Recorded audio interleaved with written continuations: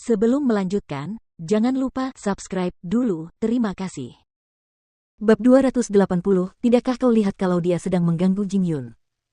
Menggosok-gosokkan satu sama lain adalah cara yang paling tepat karena cuaca sangat dingin dan larut malam. Meski begitu, Mukiki benar-benar terlalu lelah dan hampir tidak bisa mengucapkan kata-kata itu. Tidak, Xiao Xiao, berhenti. Seng Xiao baru membiarkannya saja ketika dia melihat bahwa dia benar-benar kelelahan. Dan keesokan paginya, Mukiki menerima banyak pesan yang mengucapkan selamat ulang tahun di teleponnya, termasuk pesan Qian, bibinya, kakek Sen, dan Sen Jianchuan. Mukiki mengucapkan terima kasih kepada mereka semua, sambil membuat rencana untuk mengunjungi ayahnya dan kembali ke rumah keluarga Sen untuk makan siang. Malam harinya, dia akan mengadakan pertemuan kecil di Taman Jingting juga. Dengan begitu, Jing Yun dan kakak keempat bisa menghabiskan waktu bersama, dan aku bisa bertemu Qian. Sudah lama sekali sejak terakhir kali aku melihatnya. Ini hari ulang tahunmu. Apapun yang kau katakan akan berlaku. Kalau begitu, aku akan meminta Bibi Wu untuk meletakkan pohon Natal di taman. Mukiki sangat gembira.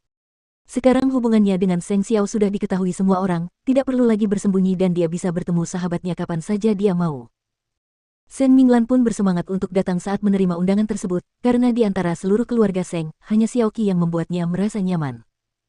Tetap saja, Mukiki juga menyebutkan padanya sebelumnya bahwa Lu Qian juga akan datang, dan berharap Seng Minglan tidak keberatan. Tidak apa-apa. Aku bisa berada di ruangan bersama Nona Lu.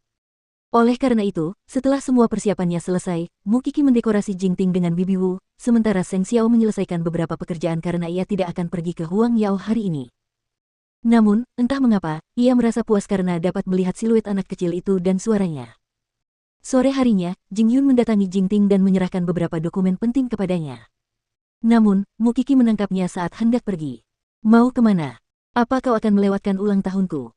Nyonya muda, saya akan mampir nanti. Tetaplah di sini. Seng Xiao berkata tanpa melihat ke atas. Hal-hal yang kamu lakukan saat ini tidak terlalu penting. Jing Yun melihat sekeliling dan mendapati bahwa Mukiki hampir mengubah Jingting menjadi hutan dari halaman-halaman dongeng dan pergi bersama Bibi Wu untuk membantu. Mukiki sendiri menoleh ke Seng Xiao dan mengedipkan mata padanya, sebelum menyelinap ke arahnya ketika tidak ada seorang pun yang menginginkan ciuman cepat.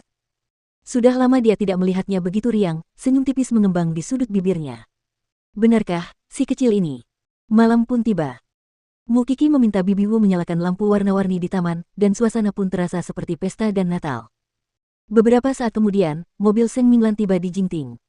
Dia turun, dan terkejut dua kali saat melihat Jing Yun di sudut jalan sedang menyiapkan makanan, meskipun dia terus berjalan ke arah Mukiki terlebih dahulu. Selamat ulang tahun. Mukiki melirik Jing Yun secara refleks sebelum kembali menatapnya. Apakah kamu tidak punya sesuatu untuk diceritakan kepada Jing Yun, kakak keempat? Kamu dan kenakalanmu. Dia ada di sana. Cepatlah. Mesti memang benar Seng Minglan ingin berbicara dengan Jing Yun, dia tidak yakin harus mulai dari mana setelah melihatnya. Yang bisa dia lakukan hanyalah berjalan ke sampingnya dan membantunya menurunkan makanan. Mukiki melihat pasangan yang canggung itu dan menggelengkan kepalanya tanpa daya. Namun, saat dia hendak mencari Seng Xiao untuk bertukar pikiran mencari solusi, Lu Qian telah tiba di Jingting, bersama dengan si kutu busuk Lin Muan di belakangnya. Kiku, selamat ulang tahun. Kamu hanya perlu datang. Untuk apa kamu membawa itu? Mukiki merasa dirinya berkeringat saat melihat kotak hadiah yang dibungkus dengan berlebihan yang dibawa Lu Qian. Kau baru akan tahu apa yang bisa dilakukan bayi ini saat kau mencobanya. Lu Qian mengedipkan mata sebagai balasannya. Lalu bagaimana denganmu dan Lin Muan? Tanya Mukiki sambil menunjuk pria di belakang Qian dengan dagunya. Tanganku terikat. Dia bersikeras mengikutiku saat aku menyebutkan bahwa hari ini adalah hari ulang tahunmu. Xiao Kiki, aku sudah membelikanmu kue yang sangat besar dan akan segera sampai. Lin Muan kemudian menyela seolah-olah mereka sudah akrab. Setelah menyapanya dan berbicara sebentar dengan Seng Xiao di ruang tamu, dia kemudian berbalik ke arah Jing Yun dan Seng Minglan.